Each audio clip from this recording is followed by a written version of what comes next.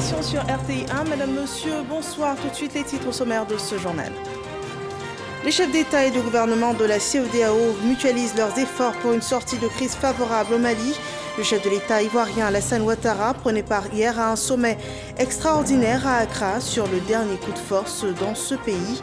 Un sommet avec pour but de définir les lignes d'action pour la transition au Mali. Un laboratoire pour lutter contre les maladies du manioc en Côte d'Ivoire, il est ouvert à l'université Félix Houphouët-Boigny de Cocody, une première dans la recherche agricole dont nous parlons dans ce journal.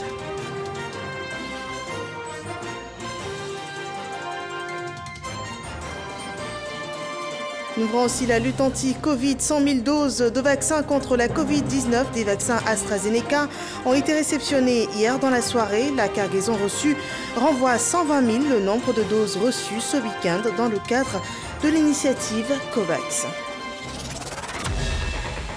Bienvenue dans 123 heures. Les dirigeants de la CEDEAO statuent sur la situation socio-politique au Mali au cours d'un sommet extraordinaire des chefs d'État et de gouvernement qui s'est tenu hier à Accra.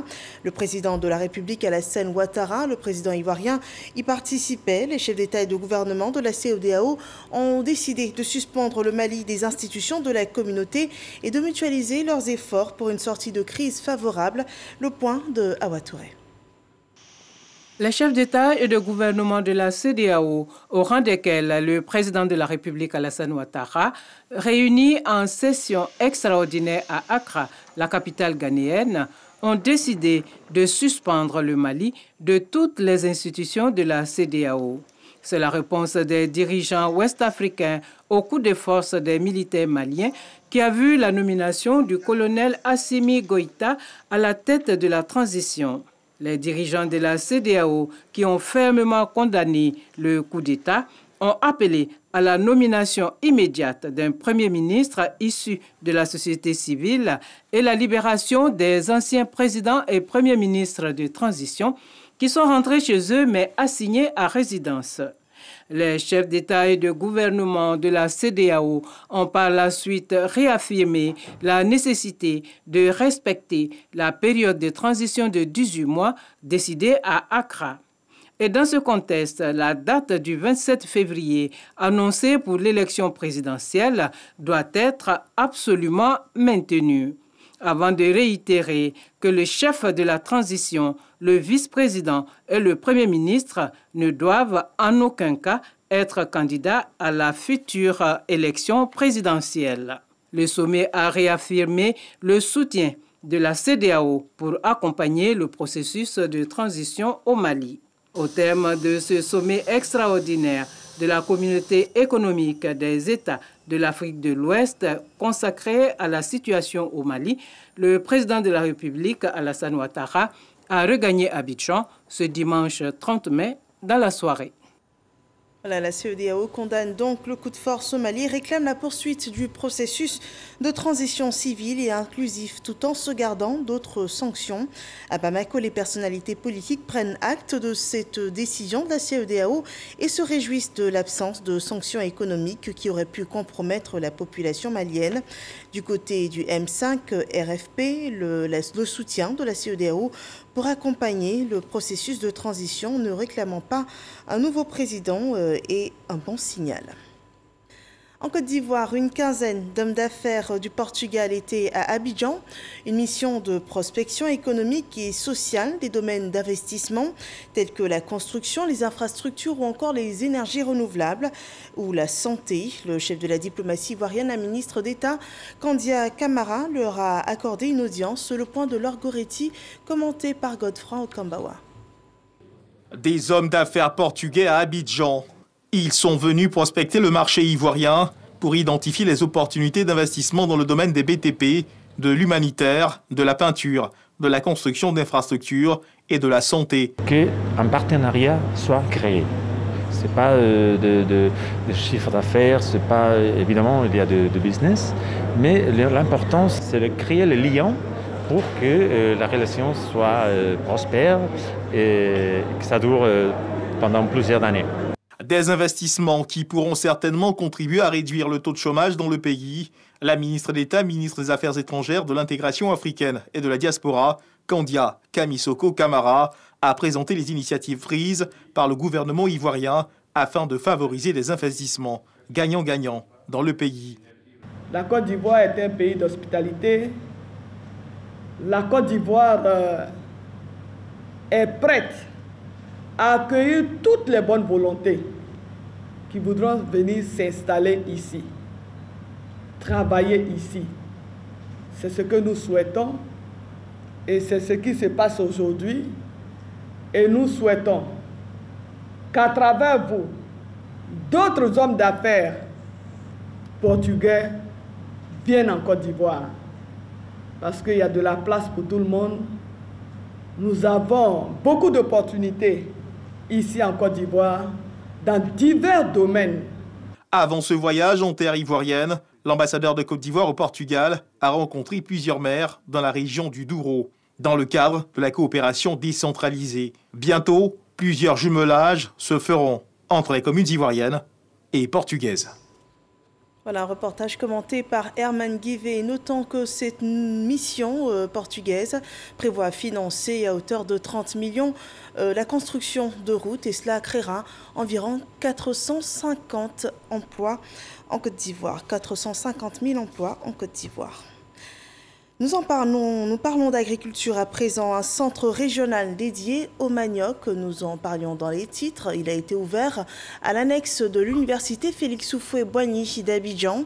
Un centre qui permettra de mener des actions de lutte contre les maladies des plantes, singulièrement du manioc en Afrique de l'Ouest et du Centre. Noël Niagno nous en dit davantage. Le manioc, un tubercule consommé partout en Afrique. Un pays comme le Nigeria, plus de 180 millions d'habitants, 80% de la population qui dépend du manioc pour son alimentation quotidienne. Au Gabon, ils utilisent les feuilles plus que nous. En Ouganda, c'est le manioc. En Côte d'Ivoire, le manioc est le deuxième produit le plus consommé après l'igname. Il a supplanté le riz avec une consommation de 110 kg par an et par personne. Le volume de sa production a doublé. De 2 millions de tonnes, il est passé à 5 54 000 tonnes en 2016. Seulement voilà, ce tubercule est menacé. Il y a une maladie qui s'appelle la strie brune du manioc. C'est une maladie virale qui est en train de se propager depuis l'Afrique de l'Est vers l'Afrique de l'Ouest. Cette maladie est actuellement en Afrique centrale. Ce n'est pas est-ce qu'elle va venir, la question c'est quand elle arrivera, serions-nous prêts? D'où la coalition des politiques et des scientifiques de l'Afrique de l'Ouest et du Centre ce jeudi 27 mai. 48 heures durant, ces personnalités de haut rang ont échangé sur comment venir à bout de ce mal de façon concertée et avec des moyens conséquents. Nous avons aujourd'hui un programme important qui est le PAPG1, projet d'appui au développement au projet d'appui au programme Graines dans sa phase 1, qui représente près de 100 millions d'euros et qui vise principalement au soutien de cette filière manioc dans notre pays. Je suis persuadé que le centre régional WAVE, avec son réseau d'institutions de recherche en Afrique du Centre et de l'Ouest et ses partenaires internationaux, développera et mettra en œuvre des stratégies harmonisées de gestion des agents pathogènes dans la droite ligne des accords régionaux et internationaux. Mon collègue et moi-même, nous allons faire une communication conjointe pour que WAVE soit soutenu et que sur cette base, WAVE puisse vulgariser tout ce que nous produisons en Côte d'Ivoire. Pour enraciner cette coalition, le programme Central and West African Virus Epidemiology, en abrégé WAVE, a ouvert ses portes au bénéfice des scientifiques de 10 pays d'Afrique de l'Ouest et du Centre. Ce programme lancé en 2015 est financé par des bailleurs de fonds, dont la fondation Bill and Melinda Gates. À présent, un communiqué de la CEI, la Commission électorale indépendante informe les candidats aux élections partielles des députés à l'Assemblée nationale du 12 juin 2021 qu'en prélude à la période de propagande électorale et conformément au texte en vigueur, elle procédera le mercredi 2 juin 2021 à 10h à son siège d'Abidjan de Plateau à la remise officielle de leurs affiches et spécimens de bulletins de vote. Elle invite par conséquent les candidats concernés ou leurs représentants à se munir du récépissé de dépôt de leur candidature. Pour le retrait des documents suivisés, la Commission électorale indépendante compte sur le civisme et la responsabilité de tous pour la réussite de cette opération. Parlons politique à présent. La paix et la réconciliation étaient au menu d'une rencontre ce lundi entre le ministre de la Réconciliation et de la Cohésion nationale et le directeur exécutif du RHDP. Les deux personnalités ont échangé sur l'apport du parti à la politique de réconciliation nationale. Éric Corret. Adama Bictogo, directeur exécutif du RHDP, en compagnie de Kwadio Konan Bertin, ministre de la Réconciliation nationale et de la cohésion sociale. Les deux hommes échangent au siège du RHDP. Au cœur des débats, la réconciliation des Ivoiriens. Kwadio Konan Bertin est conscient de la force du rassemblement des oufouettistes pour la démocratie et la paix dans ce processus de réconciliation. Raison pour laquelle il est allé demander l'apport du plus grand parti politique du pays pour l'aider dans sa mission. Notre responsabilité, c'est de poursuivre le chemin. C'est d'élargir ces sillons en engageant les partis politiques. Le premier d'entre eux, le RHDP, avec sa grande majorité à l'Assemblée nationale, et qui est l'appareil du président de la République, eh bien, nous reçoit cet après-midi. Nous commençons notre tournée auprès des partis politiques, bien sûr, par le plus grand et celui qui est au pouvoir. Une demande acceptée par le directeur du parti des oufouettistes. Le RHDP sera toujours là, aux côtés du ministre de la Réconciliation, pour que, devant chaque situation, nous puissions nous élever. Nous puissions donc l'accompagner pour que des solutions soient trouvées. Le RHDP dit s'inscrire résolument dans la vision du président de la République, qui est de voir tous les fils et filles de la Côte d'Ivoire unis à jamais. Avis à présent à tous ceux qui veulent intégrer les rangs de l'armée. Le rajeunissement des effectifs est annoncé, c'est même un des défis des dirigeants de l'armée ivoirienne, selon les propos du chef d'état-major général des armées, des propos recueillis ce matin par Abou Sanogo. Reportage. Place d'armes de l'état-major de la marine nationale à Lokojoro. Cérémonie de salut aux couleurs en présence du chef d'état-major général des armées, le général de corps d'armée Lassina Doumbia.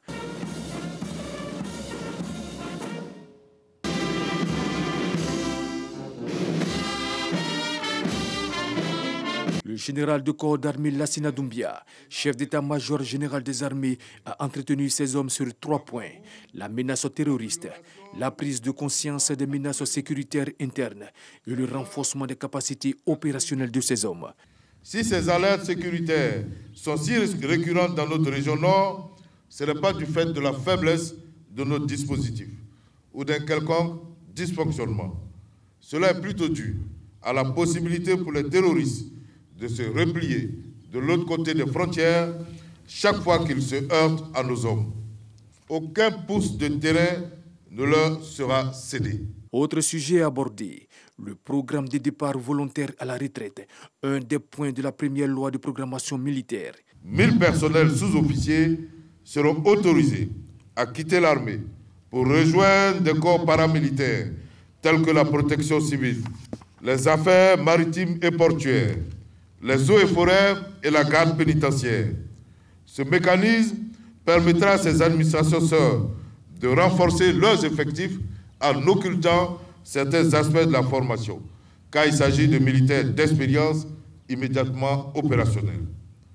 Ce dispositif contenu dans le Code de la fonction militaire permet aux militaires candidats à la reconversion de garder intact leur salaire dans leur nouveau corps. Par ailleurs, la prise en compte des différentes menaces a amené l'état-major général des armées à proposer au Conseil national de sécurité un programme de renforcement de leurs capacités opérationnelles. Et ce programme comprend, en plus de l'acquisition de moyens, un rajeunissement de leurs effectifs. Ainsi, 3000 jeunes Ivoiriens vont, selon le chef d'état-major général des armées, rejoindre les rangs. Ils viendront aider les unités à remplir leurs missions qui se multiplient et sont de plus en plus variées. Lassina Doumbia a également invité ces hommes à ne pas manquer la deuxième vague de vaccination contre la Covid-19 qui va s'ouvrir. Un défilé de troupes à pied a meublé cette cérémonie de salut aux couleurs. Prenons des nouvelles de la lutte anti-Covid juste après ce jingle.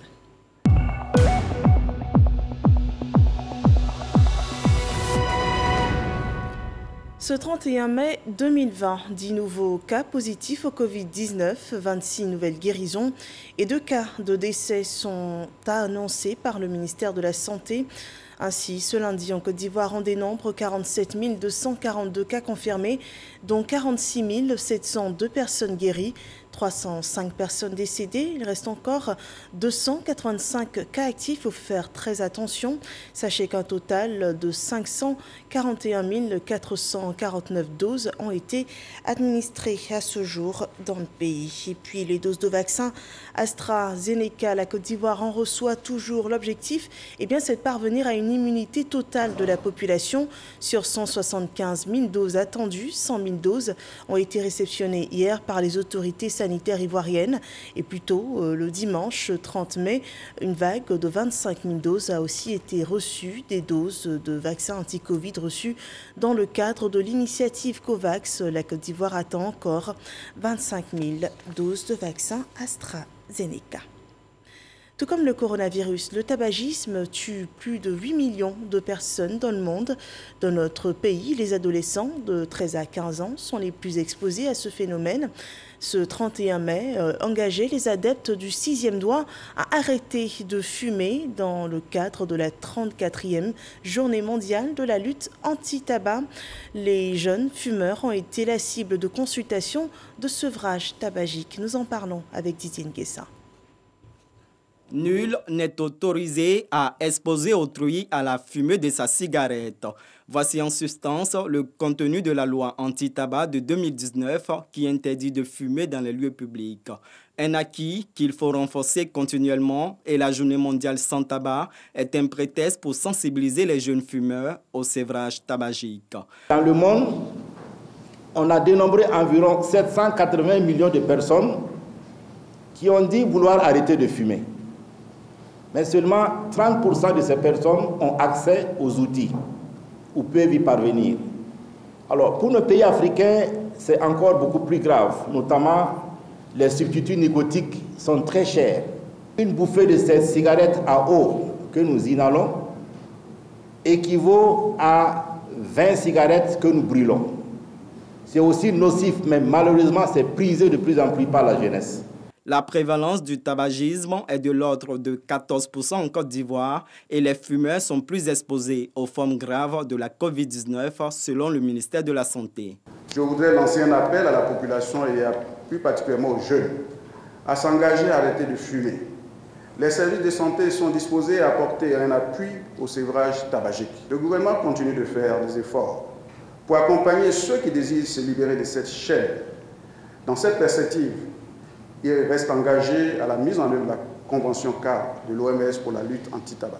Le ministre de la Santé a distingué 4 personnalités, dont 3 parlementaires, pour leurs actions dans la lutte contre le tabagisme. On lutte contre le tabagisme aujourd'hui, mais on n'oublie pas les mamans. Elles étaient célébrées hier partout en Côte d'Ivoire. Des mamans de toutes couches sociales ont été honorées au cours d'une caravane de la solidarité à Port-Boué, Yopougon et à Abobo. Une action conduite par la ministre Miss Belmonde Dogo. Le témoignage de Walter Amadou Ouattara. Port-Boué, Vridi 3, secteur Zimbabwe.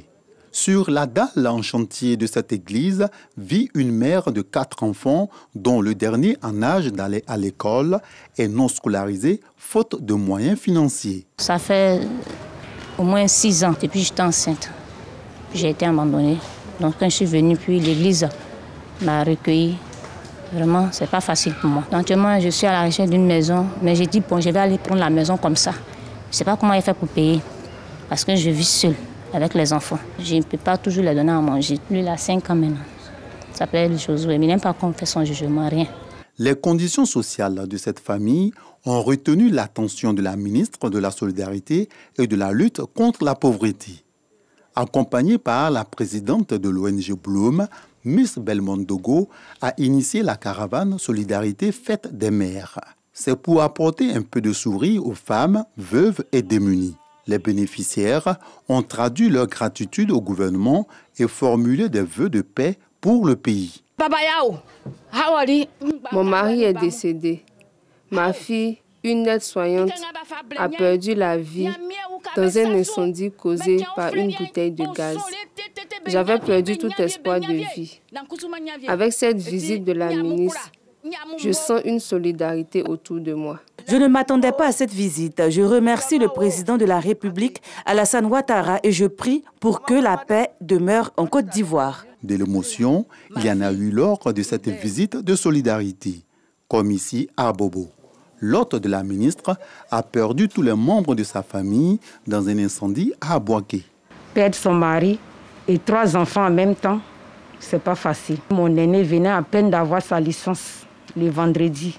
Et puis le lundi, ce qui est arrivé, comme vous le savez, est arrivé. Donc pour une mère, c'est pas facile. Parce que la plus petite, elle est décédée sur le champ. Je ne pensais même pas qu'aujourd'hui, que la fête des mères, j'allais être honorée ici. Pour ainsi dire, ma petite Victoire qui a rendu l'âme. Aujourd'hui, 30, c'est le jour de son anniversaire.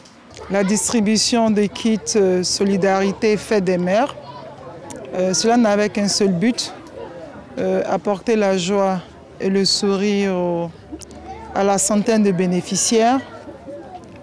Vous l'avez constaté, les ménages visités sont des ménages vulnérables. Ce geste que nous avons eu à faire aujourd'hui s'inscrit dans la vision du président de la République d'avoir une Côte d'Ivoire solidaire. Cette caravane du bonheur a sillonné les communes de Port-Boué, Yopougon et Abobo, où des associations de femmes ainsi que des familles dans une extrême nécessité ont reçu des vivres, de l'assistance financière et des complets de pagne. Hors d'Abidjan, près de 200 mamans ont aussi eu le sourire à l'occasion de la fête des mères à Ndoussi, Bolouville, grâce au présent du député Charles Niaoré. Le récit de Abou Sanogo. C'était la fête à Kanganyanze, village dans la localité de Ndoussi.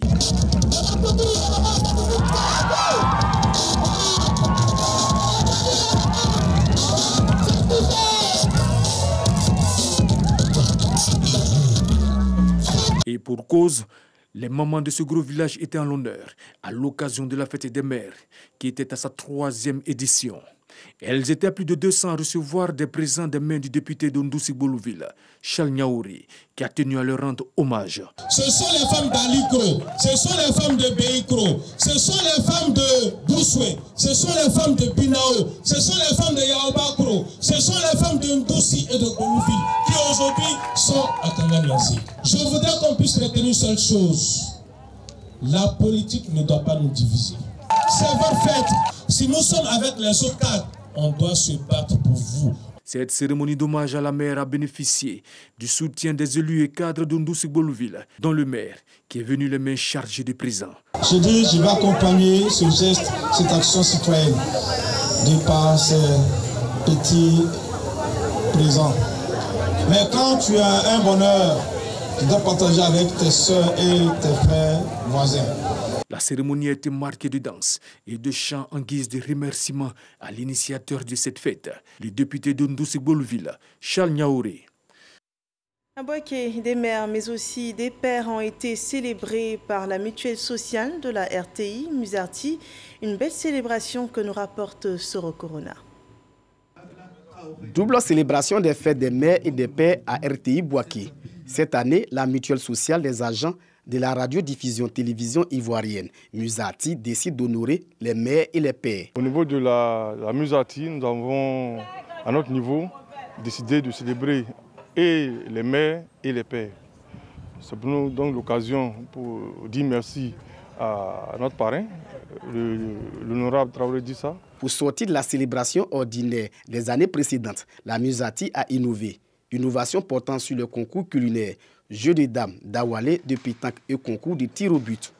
À ces différents jeux et concours, les agents de la RTI ont mis en lumière leur talent. À travers des jeux, nous avons eu l'occasion de raffermir la fraternité qui existe entre tous les agents de la RTI. Ici à Bouaké, en tout cas, nous avons vécu une journée belle, une journée formidable, une journée qui va surtout nous permettre de nous remettre au travail. La partie officielle de cette célébration a permis aux différents intervenants de saluer le travail qu'abat les agents de la RTI pour le bonheur des téléspectateurs et auditeurs. Le directeur de RTI Bouaké est revenu sur l'esprit de convivialité et de cohésion qui règne à la station régionale. Parrain de cette double célébration, Traoré Drissa, député de Ouangoulo-Dougou. Pour le parrain, célébrer la femme, c'est célébrer la vie. La femme est au début et à la fin.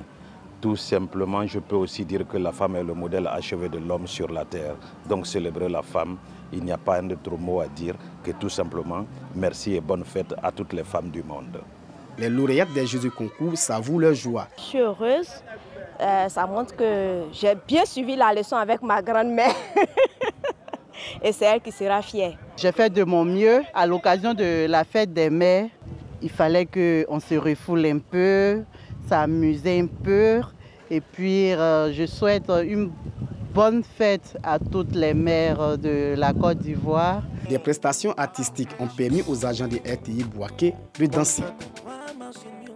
Voilà, la RTI présente à Bouaké et Abidjan, mais aussi sur les plateformes digitales et numériques. Et en parlant de cela, les acteurs de la presse numérique en Côte d'Ivoire font la promotion de leur secteur. Il s'est ouvert ce lundi le premier salon de la presse numérique. L'événement distinguera aussi les meilleurs de ce domaine. Franck Quadio nous en dit davantage. Hall de l'espace Sérèe au plateau, c'est l'ouverture du salon du numérique. Une quinzaine de structures proposent du contenu. Le digital, l'option première pour cette étudiante en journalisme stagiaire. Aujourd'hui, tout est sur Internet. Donc, je me suis dit pourquoi pas déjà commencer dans ce secteur-là, vu que tout de suite, on voit que c'est un secteur d'avenir. Sur le site, des structures émergentes et d'autres installées depuis plusieurs années. Cette plateforme, par exemple, s'intéresse uniquement à l'éducation. Une formation qui devait être normalement dans le magazine, qui devait être achetée par exemple, 1000 personnes, est vue en une fraction de seconde par des millions de personnes. Voici l'enjeu du numérique sur le secteur. Support audio et vidéo, blog, vlog, médias divers en ligne. L'émergence du numérique est aujourd'hui une réalité à considérer. Bienvenue au salon de la presse numérique. Impossible aujourd'hui de communiquer sans intégrer dans sa stratégie de communication le numérique, la digitalisation. La communication d'hier, c'était celle d'hier. Aujourd'hui, il faut absolument que tout un chacun comprenne l'importance et l'utilité du numérique. Cette première édition du Salon de la presse numérique alors bien justifiée. Plusieurs thématiques autour de l'impact de ce support sont engagées. Il faudrait qu'on mette l'accent sur la question de la formation. Ce qu'on dit, ce qu'on écrit ou ce qu'on diffuse sur les réseaux sociaux ou bien sur nos sites d'information ont forcément un impact. L'une des questions fondamentales et sur lesquelles nous penchons et pour lesquelles nous faisons une campagne, c'est vraiment d'aider nos régulateurs justement à assainir le milieu. Le salon vert donc est soutenu par la République populaire de Chine. Notons qu'elle dure 2 jours. La journée du mardi 1er juin est consacrée aux awards qui récompenseront les meilleurs acteurs de la presse numérique. Pour l'hospitalité. Et cet événement culturel, c'est une pièce de théâtre produite et jouée par des femmes pour décrier des tares de la société tels que la prostitution, l'alcoolisme ou encore le trafic d'organes. Des mots racontés avec beaucoup d'humour. On le voit dans ce reportage de Issa Yeo.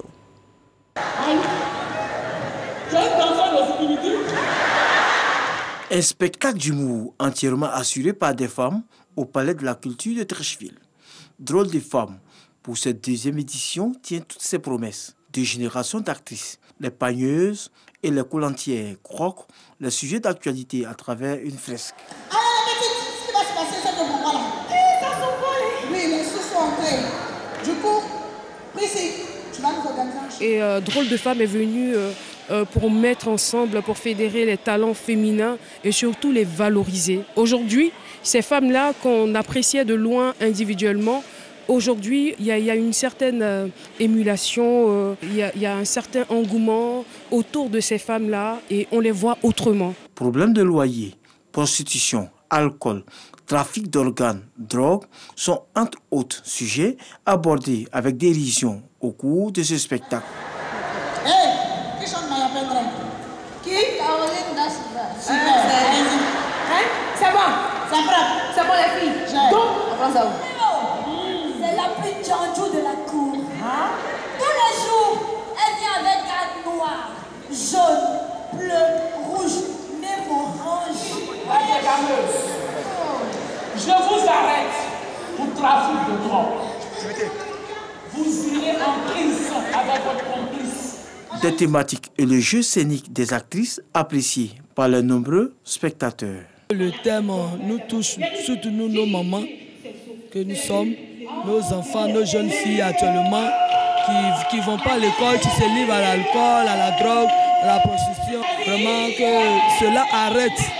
Là déjà, on a beaucoup d'enseignements là-dedans.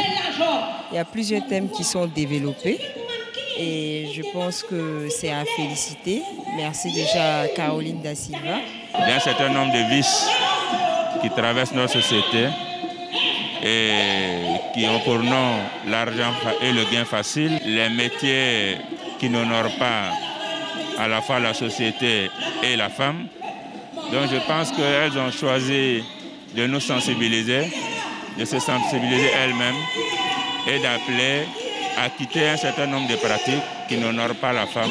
Cette deuxième édition de Drôle des Femmes, qui n'a pu se tenir en 2020 du fait de la pandémie du coronavirus, va s'achever le 12 juin 2021 au Sofitel Hôtel Ivoire par un autre spectacle. L'actualité hors de nos frontières, la tension monte à la frontière entre le Tchad et la Centrafrique. Le Tchad a accusé ce lundi l'armée centrafricaine d'avoir tué 6 de ses soldats, dont 50 V, et ensuite exécutés lors de l'attaque d'un poste frontalier sur son sol. Un crime de guerre qui ne restera pas impuni, a prévenu le gouvernement tchadien. La Centrafrique, de son côté, a réagi, évoquant des échanges de tirs et des morts des deux côtés, imputant la faute aux rebelles centrafricains que ces soldats poursuivaient. La Centrafrique dit vouloir raffermir les relations entre leurs peuples et propose au Tchad une mission d'enquête conjointe sur ces heurts. C'est la fin de ce rendez-vous d'information. Merci de l'avoir suivi. Rendez-vous dès 6h30 demain pour la suite de l'actualité sur RTI 1. Excellente fin de soirée à vous tous.